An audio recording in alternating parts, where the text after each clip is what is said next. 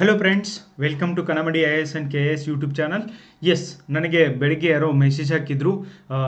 ಇವತ್ತು doctor S Krishna ಅವರನ್ನು ನಾವು ಕಳ್ಕೊಂಡಿದ್ದೀವಿ friends, former chief minister of Karnataka. And definitely ಇವ್ರ ಮೇಲೆ ನನಗೆ ವಿಡಿಯೋ ಮಾಡಬೇಕು ಅಂತ ಯಾಕೆ ಅನಿಸಿದ್ದು ಅಂದರೆ, ಇವರು ಒಬ್ಬ ಪೊಲಿಟಿಷಿಯನ್ ಕರ್ನಾಟಕದೊಳಗೆ ಯಾವತ್ತೂ ಕೂಡ ಒಂದು ಕಾಂಟ್ರವರ್ಸಿ ಕ್ರಿಯೇಟ್ ಮಾಡದೇ ಇರುವಂಥ ಒಬ್ಬ ಮನುಷ್ಯ. ಆ್ಯಂಡ್ ಎಷ್ಟು ಚೆನ್ನಾಗಿ ಅವ್ರು ಮಾತಾಡ್ತಿದ್ರು, ಎಷ್ಟು ಚೆನ್ನಾಗಿ ಅವರ ಒಂದು ಹಾವಭಾವಗಳಿದ್ದು, ಆಮೇಲೆ ರಾಜಕೀಯ ವ್ಯಕ್ತಿ ಅನ್ನೋದನ್ನು ಇವರು ಹೆಂಗಿರಬೇಕು ಅನ್ನೋದನ್ನು ತೋರಿಸ್ಕೊಟ್ಟಂಥ ಒಬ್ಬ ಮಹಾನ್ ಭಾವ ಅಂತ ನನಗನ್ಸುತ್ತೆ.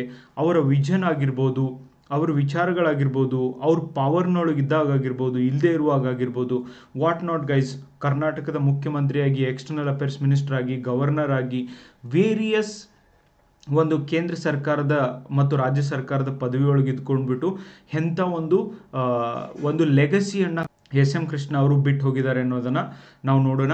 ಮೊದಲಿಗೆ ನಾನು ನಿಮಗೆ ಇವರ ಜೀವನ ಚರಿತ್ರೆಯನ್ನು ಹೇಳ್ತೀನಿ. ಸೊ ಎಲ್ಲಿ ಹುಟ್ಟಿದ್ದು ಏನು ಅಂತ ಅಷ್ಟೇ ಅಲ್ಲ ಫ್ರೆಂಡ್ಸ್, ಈವನ್ ಇನ್ಫ್ಯಾಕ್ಟ್ ಇವರು ಮಾಡಿರುವಂಥ ಮೇಜರ್ ವರ್ಕ್ಗಳನ್ನು ಕೂಡ ಹೇಳ್ತೀನಿ. ಅಜಾತಶತ್ರು ಇದ್ದಂಗೆ, ಯಾವುದೇ ಪಾಲಿಟಿಷಿಯನ್ ಬಗ್ಗೆ ಆಗಿರ್ಬೋದು, ಯಾರ ಬಗ್ಗೆನೇ ಆಗಿರ್ಬೋದು, ಲಘುವಾಗಿ ಮಾತಾಡ್ತಾ ಇರಲಿಲ್ಲ. ತುಂಬಾ ಕಡಿಮೆ ಮಾತಾಡ್ತಾ ಇದ್ರು, ಬಟ್ ಸೆನ್ಸಿಬಲ್ ಆಗಿ ಮಾತಾಡ್ತಾ ಇದ್ರು. ಇಂಥ ಪಾಲಿಟಿಷಿಯನ್ ಇವತ್ತು ನಮ್ಮ ದೇಶದೊಳಗೆ ಇರೋದೇ ರೇರೆಸ್ಟ್ ಆಗಿದೆ ಫ್ರೆಂಡ್ಸ್. ಆ್ಯಂಡ್ ಇದೇ ಡಿಫ್ರೆನ್ಸ್ ಅನಿಸುತ್ತೆ ನನಗೆ. ನಾನು ಇದ್ರ ಮೇಲೆ ಒಂದು ವಿಡಿಯೋ ಕೂಡ ಮಾಡಿದ್ದೀನಿ. ನಮಗೆ ಶಿಕ್ಷಿತ ರಾಜಕೀಯ ವ್ಯಕ್ತಿಗಳು ಬೇಕು, ಅಶಿಕ್ಷಿತ ರಾಜಕೀಯ ವ್ಯಕ್ತಿಗಳಿದ್ರು ಓಕೆ, ಯಾರು ಬೇಕಾಗಿದೆ ಅಂತ ನಾನು ವಿಡಿಯೋ ಮಾಡಿದೆ ಫ್ರೆಂಡ್ಸ್. ಅದಕ್ಕೆ ಬೆಸ್ಟ್ ಎಕ್ಸಾಂಪಲ್ ಆಗಿ ಕೃಷ್ಣ ಅವರು ನಿಲ್ತಾರೆ. ಆ್ಯಂಡ್ ಶಿಕ್ಷಣ ಪಡೆದಂಥವರು, ಆ್ಯಂಡ್ ಆ ಡಿಗ್ನಿಟಿ ಅನ್ನೋದನ್ನು ಹೆಂಗೆ ಮೇಂಟೈನ್ ಮಾಡಿದ್ದಾರೆ, ಆ್ಯಂಡ್ ಬೇರೆಯವರಿಗೆ ಸಹಾಯ ಮಾಡಿದ್ದಾರೆ, ಅನೇಕ ನಾಯಕರನ್ನ ಹುಟ್ಟು ಹಾಕಿದ್ದಾರೆ ಅನ್ನೋದಕ್ಕೆ ಇವರು ಎಕ್ಸಾಂಪಲ್ ಫ್ರೆಂಡ್ಸ್. ಇವರು ಕೃಷ್ಣ, ಅಂದರೆ ಸೋಮಪ್ಪ ಮಾಳಪ್ಪ ಕೃಷ್ಣ ಅಂತ ಹೇಳ್ಬಿಟ್ಟು, ಓಕೆ, ಇದರ ಫುಲ್ ಫಾರ್ಮ್ ಆಗುತ್ತೆ. ಇವರು 1932 ಮೇ 1 ಅಂದರೆ ಇವರಿಗೆ ಇವತ್ತು 92 ಇಯರ್ಸ್ ಏಜ್ ಇದ್ದಾಗ ಇವರು ತೀರ್ಕೊಂಡಿದ್ದಾರೆ. ರಂದು ಕರ್ನಾಟಕದ ಅಂದಿನ ಮೈಸೂರು ಜಿಲ್ಲೆಯ ಮದ್ದೂರು ತಾಲೂಕಿನ ಸೋಮನಹಳ್ಳಿ ಗ್ರಾಮದಲ್ಲಿ ಇವರು ಜನಿಸ್ತಾರೆ. ಇವತ್ತು ಮಂಡ್ಯ ಜಿಲ್ಲೆಯೊಳಗೆ ಇದು ಬರುತ್ತೆ ಫ್ರೆಂಡ್ಸ್. ಆ್ಯಂಡ್ ಅವರ ತಂದೆ ಹೆಸರು ಬಂದ್ಬಿಟ್ಟು ಸೋಮಪ್ಪ ಅಂತ. ಕೃಷಿಯನ್ನೇ ಜೀವನೋಪಾಯವಾಗಿ ಮಾಡಿಕೊಂಡಂಥವ್ರು, ಆದರೆ ಒಳ್ಳೆ ಸಂಸ್ಕಾರಕ್ಕೆ ಆ ಊರಿನೊಳಗೆ ಇವರು ಹೆಸರುವಾಸಿಯಾಗಿದ್ದರಂತೆ. ಇವರ ಆಟೋಬಯೋಗ್ರಫಿಯಲ್ಲೂ ಕೂಡ ಇದ್ರ ಬಗ್ಗೆ ಬರೆದಿದ್ದಾರೆ ಫ್ರೆಂಡ್ಸ್. ಆ್ಯಂಡ್ ತಾಯಿಯ ಹೆಸರು ಬಂದ್ಬಿಟ್ಟು ತ್ಯಾಗರಾಜಮ್ಮ ಅಂತ ಹೇಳ್ಬಿಟ್ಟು. ಸೊ ತಾಯಿಯ ಶ್ರದ್ಧೆಯಿಂದ ಸಂಸಾರವನ್ನು ನೋಡಿಕೊಳ್ತಿದ್ರು, ಮತ್ತು ತಮ್ಮ ಮಗನ ಶಿಕ್ಷಣಕ್ಕೆ ಇವರು ಇಂಪಾರ್ಟೆನ್ಸ್ನ ಕೊಡ್ತಿದ್ರು ಅಂತ ಕೂಡ ಇವರು ಬರೀತಾರೆ. ಆ್ಯಂಡ್ ಇವರ ಹೆಂಡತಿ ಹೆಸರು ಪ್ರೇಮ ಕೃಷ್ಣ ಅಂತ. ಇವರಿಗೆ 2 ಮಕ್ಕಳಿದ್ದಾರೆ, ಮಾಳ್ವಿಕಾ ಕೃಷ್ಣ ಆ್ಯಂಡ್ ಶಾಂಭವಿ ಕೃಷ್ಣ ಅಂತ ಹೇಳ್ಬಿಟ್ಟು. ಆ್ಯಂಡ್ ಇವರ ಶಿಕ್ಷಣವನ್ನು ನೋಡಿದಾಗ, ಯಾರ್ಯಾರೆಲ್ಲ ಪ್ರಾಥಮಿಕ ಶಿಕ್ಷಣವನ್ನು ಹಳ್ಳಿಯೊಳಗೆ ಓದಿದ್ದೀರಾ, ಆ್ಯಂಡ್ ಯಾರ್ಯಾರೆಲ್ಲ ಕನ್ನಡ ಮಾಧ್ಯಮದೊಳಗೆ ಓದಿದ್ದೀರಾ, ನಿಮಗೆಲ್ಲರಿಗೂ ಕೂಡ ಒಂದು ಇನ್ಸ್ಪಿರೇಷನ್. ಪ್ರಾಥಮಿಕ ಶಿಕ್ಷಣವನ್ನು ಸೋಮನಹಳ್ಳಿಯ ಸ್ಥಳೀಯ ಶಾಲೆಯೊಳಗೆ ಮುಗಿಸ್ತಾರೆ. ಹೈಸ್ಕೂಲನ್ನು ಮೈಸೂರಿನಲ್ಲಿ, ನಂತರ BA ಪದವಿಯನ್ನು ಮೈಸೂರು ವಿಶ್ವವಿದ್ಯಾಲಯದಿಂದನೇ ಕೃಷ್ಣ ಅವರು ತಗೊಂಡಿದ್ದು.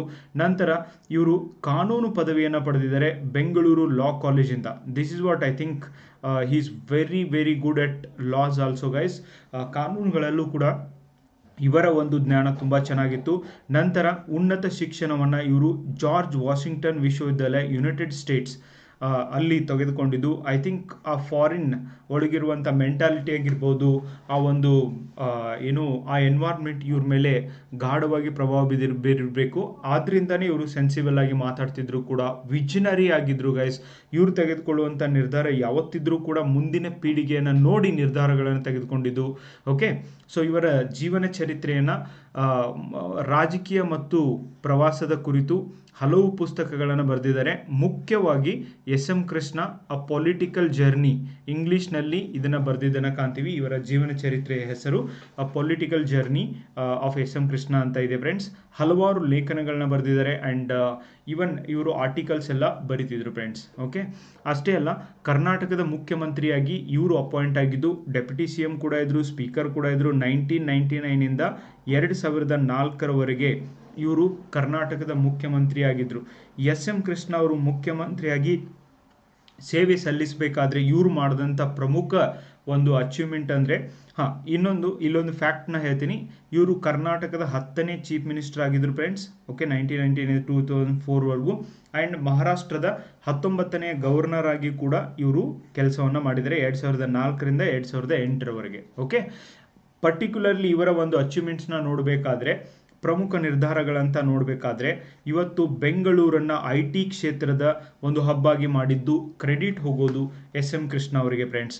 ಅಷ್ಟೇ ಅಲ್ಲ, ಬೆಂಗಳೂರನ್ನ ಸಿಂಗಾಪುರ್ ನಗರವನ್ನಾಗಿ ಮಾಡಬೇಕು ಅಂತ ಕನಸು ಹೊತ್ತಿದ್ದು. ಬೆಂಗಳೂರು ಸಿಂಗಾಪುರ್ ಆಗಿರ್ಲಿಕ್ಕಿಲ್ಲ, ಆದರೆ ಇವತ್ತು ಏನೇ ಬೆಂಗಳೂರು ಪೊಸಿಷನ್ ಇದೆ ವರ್ಲ್ಡ್ ಮ್ಯಾಪ್ ಒಳಗೆ, ಇವತ್ತು ಸಿಲಿಕಾನ್ ಸಿಟಿ ಅಂತ ಏನು ಕರೀತಾರೆ ಅದರೊಳಗೆ ಇವರ ಒಂದು ವಿಷನ್ ಕೂಡ ಇದೆ ಫ್ರೆಂಡ್ಸ್. ಇವತ್ತು ಬೆಂಗಳೂರಿನಲ್ಲಿರುವಂಥ ಇನ್ಫ್ರಾಸ್ಟ್ರಕ್ಚರ್ ಆಗಿರ್ಬೋದು, ಬೆಂಗಳೂರಿನ ಎಕ್ಸ್ಪ್ಯಾನ್ಷನ್ ಆಗಿರ್ಬೋದು, ಬೆಂಗಳೂರು ಸಿಲಿಕಾನ್ ವ್ಯಾಲಿ ಅಂತ ಕರೀಲಿಕ್ಕೆ ಮತ್ತು ಬೆಂಗಳೂರಿಗೆ ಈ ಒಂದು technology MNCs multi national companies ಅಂತ ಏನು ಕರಿತೀವಿ, ಇವುಗಳನ್ನು ತರುವಲ್ಲಿ SM ಕೃಷ್ಣ ಅವರ ಪಾತ್ರ ಮತ್ತು ಅಟಲ್ ಬಿಹಾರಿ ವಾಜಪೇಯಿ ಅವರ ಪಾತ್ರ ತುಂಬಾ ಇದೆ ಫ್ರೆಂಡ್ಸ್. ಇಂಥ ಒಬ್ಬ ವಿಷನರಿಯಿಂದಾನೇ ಇವತ್ತು SM ಕೃಷ್ಣ ಅವರಿಂದಾನೇ ಆ ಬೆಂಗಳೂರು ಸಿಟಿ ಇಷ್ಟೊಂದು ಗ್ಲೋಬಲ್ ಲೆವೆಲಲ್ಲಿ ಹೆಸರು ಮಾಡೋಕ್ಕೆ ಸಾಧ್ಯ ಆಗಿದೆ. This is what guys. ವ್ಯಕ್ತಿ ಸಾಯ್ಬೋದು, ಆದರೆ ವ್ಯಕ್ತಿತ್ವ ಸಾಯೋದಿಲ್ಲ. ವ್ಯಕ್ತಿ ಸಾಯ್ಬೋದು, ಅವ್ರು ಮಾಡಿರುವಂಥ ಒಳ್ಳೆ ಕೆಲಸ ಯಾವತ್ತೂ ಸಾಯೋದಿಲ್ಲ. ಅದನ್ನೇ ನಾನು ನಿಮಗೆ ಹೇಳಬೇಕಾಗಿದೆ. ಆ್ಯಂಡ್ ಈ ಥರ ಇವರು ಮಾಡಿರುವಂಥ ಕೆಲಸಗಳನ್ನ ನಾವು ನೋಡ್ಬೋದು. ಅಷ್ಟೇ ಅಲ್ಲ, ಕೃಷ್ಣಾ ನದಿ ನೀರಿನ ಯೋಜನೆಗೆ ಕೂಡ ಇವರು ಅನೇಕ ಬಾರಿ ಈವನ್ ಸ್ಟ್ರೈಕ್ ಮಾಡಬೇಕಾದಾಗಲೂ ಕೂಡ ಸ್ಟ್ರೈಕ್ ಮಾಡಿದ್ದನ್ನು ಕಾಣ್ತೀವಿ, ಅದರೊಳಗೆ ಪಾರ್ಟಿಸಿಪೇಟ್ ಮಾಡಿದ್ದನ್ನು ಕಾಣ್ತೀವಿ. ಆದ್ಯತೆಯನ್ನು ರೈತರಿಗೆ ಕೊಡಬೇಕು ಅನ್ನೋದು ಇವರ ಉದ್ದೇಶ ಆಗಿತ್ತು. ಅಷ್ಟೇ ಅಲ್ಲ, ರಾಜ್ಕುಮಾರ್ ಅವರನ್ನ ಕಿಡ್ನಾಪ್ ಮಾಡಿದ್ದು ಕೂಡ SM ಕೃಷ್ಣ ಅವರು ಚೀಫ್ ಮಿನಿಸ್ಟರ್ ಇದ್ದಾಗ. ವೀರಪ್ಪನ್ ಕಡೆಯಿಂದ ರಾಜ್ಕುಮಾರ್ನ ಬಿಡಿಸುವುದರೊಳಗೂ ಕೂಡ ಇವರ ಒಂದು ಪ್ರಮುಖ ಪಾತ್ರ ಇದೆ ಅಂತ ಕೂಡ ಹೇಳಲಾಗುತ್ತೆ ಫ್ರೆಂಡ್ಸ್.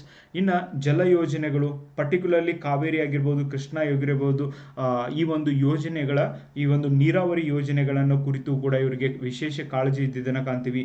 ಶಿಕ್ಷಣಕ್ಕೆ ಮೋಸ್ಟ್ ಇಂಪಾರ್ಟೆನ್ಸ್ನ ಕೊಟ್ಟಿದ್ದನ್ನು ಕಾಣ್ತೀವಿ. ಶೈಕ್ಷಣಿಕ ಪರಿಷ್ಕರಣೆಗಳು, ಮುಕ್ತ ವಿಶ್ವವಿದ್ಯಾಲಯಗಳು, ಖಾಸಗಿ ಕಾಲೇಜುಗಳ ಬೆಳವಣಿಗೆಗೆ ಪ್ರೋತ್ಸಾಹವನ್ನು ಕೊಟ್ಟಿದ್ದು SM Krishna.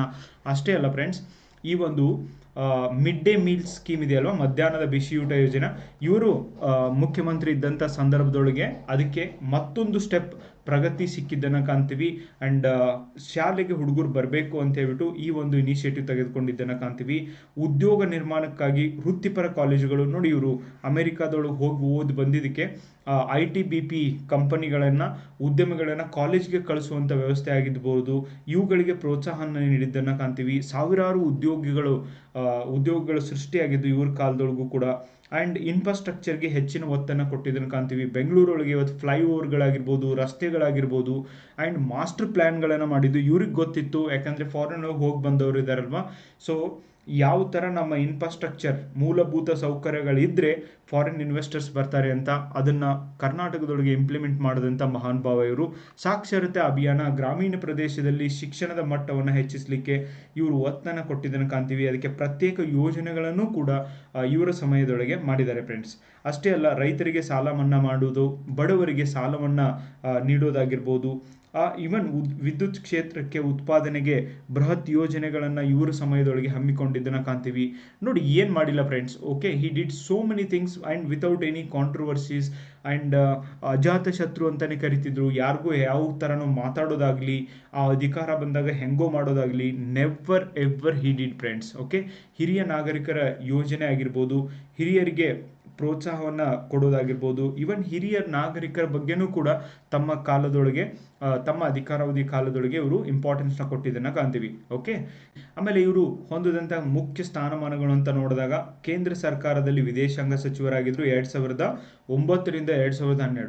India's foreign affairs minister ಆಗಿದ್ರು guys. And such a wonderful person. ಯಾವುದೇ ರೀತಿಯಾದಂಥ ಸ್ಟೇಟ್ಮೆಂಟ್ನ ಕೊಡಬೇಕಾದ್ರೆ ಎಷ್ಟು ಮಾತಾಡಬೇಕು ಅಷ್ಟೇ ಮಾತಾಡ್ತಿದ್ರು. I don't know like how exactly. And ಇವರ ಡ್ರೆಸ್ಸಿಂಗ್ ಸೆನ್ಸ್ ಆಗಿರ್ಬೋದು, ಪ್ರತಿಯೊಂದನ್ನು ಕೂಡ ಬೇರೆ ಪೊಲಿಟಿಷಿಯನ್ ನೋಡಿ ಕಲಿಬೇಕು ಫ್ರೆಂಡ್ಸ್. ರಾಜ್ಯಪಾಲರಾಗಿದ್ದರು 2004ರಿಂದ 2008. ಸೊ ಇತರೆ ಪ್ರಮುಖ ಸ್ಥಾನಗಳು ಅಂತ ಅಂದಾಗ ಸಂಸತ್ತು, ಕೇಂದ್ರದ ಮಂತ್ರಿ ಮತ್ತು ವಿಧಾನಸಭಾ ಸದಸ್ಯರಾಗಿ ಕೂಡ ಇವರು ಕೆಲಸಗಳನ್ನ ಮಾಡಿದ್ದಾರೆ. ಆ್ಯಂಡ್ SM ಕೃಷ್ಣ ಅವರ ನೈತಿಕ ನೆಲೆಗಳು ಹೆಂಗಿದ್ದವು, SM ಕೃಷ್ಣ ಅವರು ಯಾವುದಕ್ಕೆ ಹೆಚ್ಚು ಇಂಪಾರ್ಟೆನ್ಸ್ನ ಕೊಡ್ತಿದ್ರು, ಪ್ರಗತಿಶೀಲ ದೃಷ್ಟಿಕೋನ, ಪ್ರಗತಿಶೀಲ ಚಿಂತನೆಗಾಗಿರ್ಬೋದು, ಆಧುನಿಕತೆಯ ಒಂದು ಮರ್ಮವನ್ನು ಅಂಡರ್ಸ್ಟ್ಯಾಂಡ್ ಮಾಡ್ಕೊಂಡಂಥ ಎಸ್ ಎಂ ಕೃಷ್ಣ ಅವರು ಇವತ್ತು ಬೆಂಗಳೂರಿನಲ್ಲಿ IT ಹಬ್ ಆಗಲಿಕ್ಕೆ ಪ್ರಗತಿ ದೃಷ್ಟಿಕೋನದೊಳಗೆ ಇಟ್ಕೊಂಡೇ ಅವರು ಒಂದು ನಿರ್ಧಾರಗಳನ್ನು ತೆಗೆದುಕೊಂಡಿದ್ದನ್ನು ಕಾಣ್ತೀವಿ. ಯಾವುದೇ ನಿರ್ಧಾರವನ್ನು ಮುಂದಿನ ಪೀಳಿಗೆ ವಿಕಾಸವನ್ನು ಗಮನದಲ್ಲಿಟ್ಟುಕೊಂಡು ಇವರು ತೆಗೆದುಕೊಳ್ತಿದ್ರು ಅಂತ ಹೇಳಲಾಗುತ್ತೆ. ಹೋರಾಟ ಮತ್ತು ಶ್ರಮದ ಮಹತ್ವ ಇವರಿಗೆ ಗೊತ್ತಿತ್ತು. ತಮ್ಮ ಜೀವನದ ಆರಂಭಿಕ ದಿನಗಳಲ್ಲಿ ಗ್ರಾಮೀಣ ಪ್ರದೇಶದಿಂದ ಬಡತನದ ನಡುವೆಯೂ ಉನ್ನತ ಶಿಕ್ಷಣ ಪಡೆದು ಅದನ್ನು ಸಮಾಜ ಸೇವೆಗೆ ಬಳಸಲಿಕ್ಕೂ ಕೂಡ ಇವರ ಕಡೆಯಿಂದ ಸಾಧ್ಯವಾಯಿತು. ಜೀವನದ ಎಲ್ಲ ಹಂತದಲ್ಲೂ ಕೂಡ ಶ್ರಮ ಮತ್ತು ಇಚ್ಛಾಶಕ್ತಿಯ ಮೂಲಕ ಮುಂದುವರಿಯುವುದು ತುಂಬ ಮುಖ್ಯ ಅನ್ನೋದು ಇವರ ನಂಬಿಕೆ ಆಗಿತ್ತು. ನೆಕ್ಸ್ಟ್, ಪ್ರಾಮಾಣಿಕತೆ ಅನ್ನೋದನ್ನು ಕೂಡ ಫ್ರೆಂಡ್ಸ್, ಎಷ್ಟೋ ಜನ ಪೊಲಿಟಿಷಿಯನ್ ಇದ್ದಾರೆ, ಅವ್ರು ಮಾತಾಡೋದು, ಅವ್ರು ಮಾಡಿರುವಂಥ ದುಡ್ಡು, ಅವ್ರು ಮಾತಾಡುವಂಥ ರೀತಿ ಆಗಿರ್ಬೋದು, ನಂತರ ಏನೇನೆಲ್ಲ ಆಗ್ತಿದೆ ನೋಡ್ತಿದ್ವಿ. ಎಸ್, ಅಫ್ಕೋರ್ಸ್ ಆಗಿನ ಕಾಲದೊಳಗೂ ಕೂಡ ಏನೋ ಈ ಸ್ಕ್ಯಾಮ್ಗಳೆಲ್ಲ ಹೊರಗೆ ಬಂದಿರ್ಬೋದು, ಆದರೆ ಇವರ ಒಂದು ಪ್ರಾಮಾಣಿಕತೆಗೂ ಕೂಡ ಹೆಸರುವಾಸಿಯಾಗಿದ್ರು. ತಮ್ಮ ಕಾರ್ಯದಲ್ಲಿ ಯಾವುದೇ ಭ್ರಷ್ಟಾಚಾರವನ್ನು ಕೂಡ ಇವರು ಮನ್ನಿಸಿರಲಿಲ್ಲ ಅಥವಾ ಸಪೋರ್ಟ್ ಮಾಡಿರಲಿಲ್ಲ ಅನ್ನೋದನ್ನು ಕೂಡ ನಾವು ಕಾಣ್ತೀವಿ. ಜನಸೇವೆ ಮತ್ತು ಸಮುದಾಯ ಸೇವೆಗೆ ಒಗ್ಗಟ್ಟಿನ ಮಹತ್ವವನ್ನು ಅರ್ಥಂತವರಾಗಿದ್ರು. ಆ್ಯಂಡ್ ಇವರಿಗೆ ಟೆನ್ನಿಸ್ ಬಹಳ ಇಷ್ಟ ಅಂತ ಹೇಳ್ತಿದ್ರು ಫ್ರೆಂಡ್ಸ್. ಆ್ಯಂಡ್ ಯಾವತ್ತೂ ಕೂಡ ವಿಂಬಲ್ಡನ್ ಎಲ್ಲ ನೋಡಕ್ಕೆ ಹೋಗ್ತಿದ್ರು. ಆ್ಯಂಡ್ ಗ್ರಾಮೀಣ ಪ್ರದೇಶದಲ್ಲಿ ಕೂಡ ಈ ಮೂಲಭೂತ ಸೌಕರ್ಯಕ್ಕೆ ಒತ್ತು ಕೊಟ್ಟಿದ್ದನ್ನು ನಾವು ಕಾಣ್ತೀವಿ. ಸಂವಹನ ಮತ್ತು ಒಡನಾಟದ ಬಗ್ಗೆ ಇವ್ರಿಗೆ ವಿಶೇಷ ಒಲವು ಇತ್ತು. ಸಂವಹನ ಕೌಶಲ್ಯವನ್ನು ಹೊಂದಿದವರಾಗಿದ್ರು. ಯಾರ ಜೊತೆ ಎಷ್ಟು ಮಾತಾಡಬೇಕು ಅನ್ನೋದು ಇವರಿಗೆ ಗೊತ್ತಿತ್ತು. ಆದ್ದರಿಂದನೇ ಸಂಘರ್ಷಗಳ ಬದಲು ಮಾತುಕತೆ ಮೂಲಕ ಸಮಸ್ಯೆಗಳನ್ನು ಪರಿಹರಿಸಬಹುದು ಅಂತ ಅರ್ಥಂತ ಚಾಣಕ್ಯ ಇವರು ಆಗಿದ್ರು ಫ್ರೆಂಡ್ಸ್. ಆ್ಯಂಡ್ ವೈಯಕ್ತಿಕ ಶ್ರದ್ಧೆ, ತಮ್ಮ ಬದುಕಿನಲ್ಲಿ ನಿಯಮಾವಳಿ ಮತ್ತು ಶಿಸ್ತನ್ನು ತೀವ್ರವಾಗಿ ಪಾಲಿಸ್ತಿದ್ರು. ರಾಜಕೀಯ ಅಥವಾ ಸಾಮಾಜಿಕ ಜೀವನದಲ್ಲಿ ಯಾವುದೇ ಶ್ರದ್ಧೆಯ ಕೊರತೆ ಅವಕಾಶ ನೀಡಬೇಡಿ ಅಂತ ಇವರು ನಂಬಿದ್ರು ಫ್ರೆಂಡ್ಸ್. ನಿರ್ಧಾರ ಮತ್ತು ತಾಳ್ಮೆ, ದೂರದೃಷ್ಟಿ ಅನ್ನೋದು ಇವರ ಮೂಲ ಮಂತ್ರಗಳಾಗಿದ್ವು. ಇವರು ಯಾವುದೇ ನಿರ್ಧಾರ ತೆಗೆದುಕೊಳ್ತಿರ್ಬೇಕಾದ್ರೆ ತಾಳ್ಮೆಯಿಂದ ತೆಗೆದುಕೊಳ್ತಿದ್ರು. ಅದುವೇ ನನಗೆ ಯಶಸ್ವಿ ಆಗಲಿಕ್ಕೆ ಕಾರಣ ಅಂತ ಹೇಳಿದ್ದನ್ನು ಕಾಣ್ತೀವಿ. ಕರ್ನಾಟಕದಲ್ಲಿ IT ಉದ್ಯಮ ಅಭಿವೃದ್ಧಿ ಆಗಲಿಕ್ಕೆ ದೂರದೃಷ್ಟಿಯ ಇವರ ನಿರ್ಧಾರಗಳು ಕಾರಣ ಆಗಿದ್ದನ್ನು ಕಾಣ್ತೀವಿ. ಜನಪ್ರಿಯ ಸರ್ಕಾರ, ರಾಜಕಾರಣ ಜನರಿಗಾಗಿ ಅನ್ನೋದೇ ಇವರ ದೃಷ್ಟಿಕೋನ ಆಗಿತ್ತು. ನೋಡಿ ಯಾವ ಥರದ ಒಂದು ಪ್ರಿನ್ಸಿಪಲ್ಗಳನ್ನು ಇವರು ಹೊಂದಿದ್ರು ಫ್ರೆಂಡ್ಸ್. ಆ್ಯಂಡ್ ಸಮನ್ವಯತೆ ಮತ್ತು ಅಂತಾರಾಷ್ಟ್ರೀಯ ದೃಷ್ಟಿ. ಓಕೆ, ನಾವು ಬಾವಿಯೊಳಗಿನ ಕಪ್ಪೆ ಆಗಬಾರ್ದು, ಅಭಿವೃದ್ಧಿ ಕಡೆಗೆ ಹೆಚ್ಚಿಗೆ ಗಮನವನ್ನು ಕೊಡಬೇಕು. ದೇಶ ವಿದೇಶಗಳ ಅಲ್ಲಿ ಕೂಡ ಏನು ಅಭಿವೃದ್ಧಿ ಆಗ್ತಿದೆ ಅದನ್ನು ನೋಡ್ಕೊಂಬಂದು ನಾವು ಕೂಡ ಅಭಿವೃದ್ಧಿ ಆಗಬೇಕು ಅನ್ನೋದು ಇವರ ಒಂದು ನಿಲುವಾಗಿತ್ತು. ನಿವೃತ್ತಿಯ ಸಂದೇಶ ನೋಡಿ, ನಿವೃತ್ತಿ ಸಂದರ್ಭದಲ್ಲಿ ಇವರು ಹೇಳಿದ್ದೇನು ಅಂದರೆ, ಸಮುದಾಯ, ಕುಟುಂಬ ಮತ್ತು ದೇಶ ಸೇವೆ ಎಂದಿಗೂ ನಿಲ್ಲಕೂಡದು ಅಂತ ಕೂಡ ಹೇಳಿದರು friends. Okay, just that's it should continue ಅಂತ ಹೇಳಿದರು. ಇದು ತಮ್ಮ ನಿರ್ಧಾರಗಳಲ್ಲಿ ಕೌಟುಂಬಿಕ ಮೌಲ್ಯಗಳು, ಜವಾಬ್ದಾರಿಗಳನ್ನು ಎಷ್ಟರ ಮಟ್ಟಿಗೆ ಪ್ರಾಮಾಣಿಕವಾಗಿ ಪಾಲಿಸಿದ್ದರು ಎಂಬುದನ್ನು ತೋರಿಸ್ತದೆ. ಸೊ ಯಾವುದೇ ಕಾರಣಕ್ಕೂ ಇವೆಲ್ಲ ಸಮುದಾಯ ಸೇವೆಗಳಾಗಿರ್ಬೋದು ಎಲ್ಲ ನಿಲ್ಲಬಾರ್ದು ಅಂತ ಎಸ್ ಎಂ ಕೃಷ್ಣ ಅವರು ಹೇಳಿದರು friends. Such a wonderful life he spent. Okay, ಏನೆಲ್ಲ ಮಾಡಿದ್ದಾರೆ ನಮಗೋಸ್ಕರ. ಕರ್ನಾಟಕದ ಜನತೆ ನಿಜವಾಗ್ಲೂ ಲಕ್ಕಿ ಇಂಥ ಒಬ್ಬ ನಾಯಕನನ್ನು ಪಡೆದಿದ್ದು. ಆ್ಯಂಡ್ ಬೆಂಗಳೂರಿನಲ್ಲಿರುವಂಥವರು ಕೂಡ because of S M Krishna, whatever Bengaluru is there today. Kempegowda ಆದ ನಂತರ ಬೆಂಗಳೂರಿಗೆ ವಿಶೇಷವಾಗಿ ಅಭಿವೃದ್ಧಿ ಪಡಿಸಲಿಕ್ಕೆ ಇವರು ಸಹಾಯ ಮಾಡಿದ್ದನ್ನು ಕಾಣ್ತೀವಿ. ಅದೆಷ್ಟೋ ಜನ ಪೊಲಿಟಿಷಿಯನ್ನ ಬೆಳೆಸಿದ್ದನ್ನು ಕಾಣ್ತೀವಿ ಫ್ರೆಂಡ್ಸ್. ಸೊ ಅವರ ಆತ್ಮಕ್ಕೆ ಶಾಂತಿ ಸಿಗಲಿ ಅಂತ ನಾನು ಕೂಡ ಪ್ರಾರ್ಥನೆ ಮಾಡ್ತೀನಿ. ನೀವು ಕೂಡ ಎಲ್ಲ ಮಾಡ್ರಿ. ಸಚ್ ಎ ಗ್ರೇಟ್ ಸೋಲ್ ನಮ್ಮನ್ನಾಗಲಿದ್ದು ನಿಜವಾಗ್ಲೂ ದುಃಖದ ಸಂಗತಿ. But we have to move on. Okay, ಇವರು ಮಾಡಿರುವಂಥ ಒಳ್ಳೆಯ ಕೆಲಸ, ಆಮೇಲೆ ಇವ್ರ ಕಡೆಯಿಂದ ಇನ್ಸ್ಪಿರೇಷನ್ ತೆಗೆದುಕೊಂಡು ಇವನ್ ನಮ್ಮ ಕಡೆ ಆಗಿರುವಂಥ ಉತ್ತಮ ಕೆಲಸಗಳನ್ನ ನಾವು ಜೀವನದೊಳಗೆ ಮಾಡೋಣ ಅಂತ ಹೇಳಿಕೆ ಇಚ್ಛಪಡ್ತೀನಿ. Thank you so much for watching the video. Bye friends.